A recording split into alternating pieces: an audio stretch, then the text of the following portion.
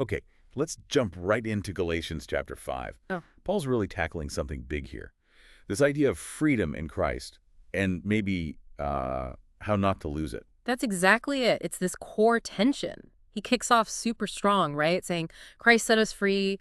Free from what? A yoke of slavery. And he immediately points to circumcision as like the example of that yoke. Yeah, he really zeroes in on it. And he doesn't pull any punches. He basically says, look, if you're counting on circumcision to make you right with God for justification, Then Christ is no good to you. wow, no value at all. That's what he Okay. says.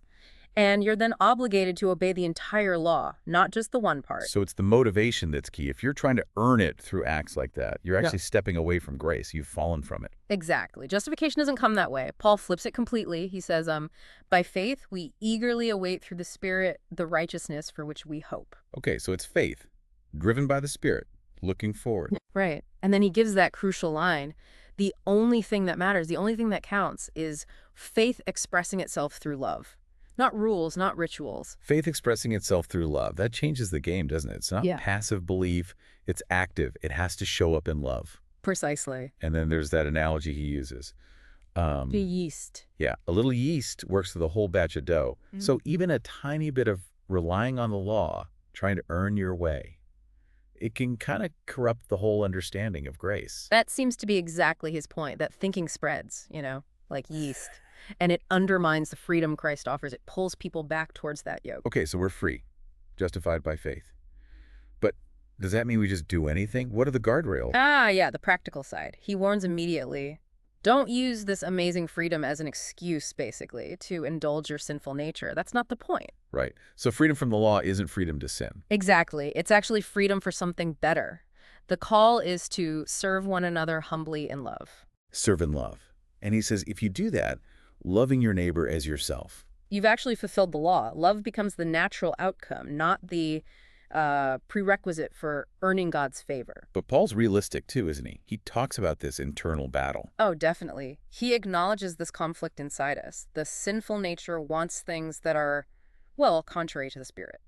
And the Spirit wants things contrary to our sinful nature. They're fundamentally opposed. So how do we know which one is sort of winning? How does it play out? Well, he gives us these lists almost like evidence, what comes out. On one side, the acts of the sinful nature, things we probably recognize, sadly, like discord, jealousy, anger, selfish ambition, creating divisions, envy, that sort of thing. Stuff that breaks relationships and causes chaos, really, Right, stemming from that self-focused part of us, but then contrasted with that. is the fruit of the Spirit. Beautifully put. Love, joy, peace, patience, kindness, goodness, faithfulness, gentleness, self-control.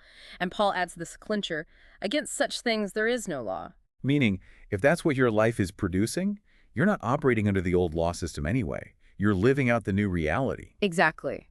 These aren't things you do to get right with God. They're the result of the Spirit working in you. It's the evidence. And he says those who belong to Christ have crucified the sinful nature, made a decisive break. Which leads to that final instruction, that ongoing call. Since we live by the Spirit, let us keep in step with the Spirit. It's not a one-time thing. It's a daily, moment-by-moment walk. Keep in step, aligning our lives with Him. So maybe the thought to leave with everyone listening is this. Thinking about that contrast, the acts of the flesh versus the fruit of the Spirit, where do you see those playing out tangibly in your interactions, your attitudes, maybe even the choices you make just today? How does this freedom show up?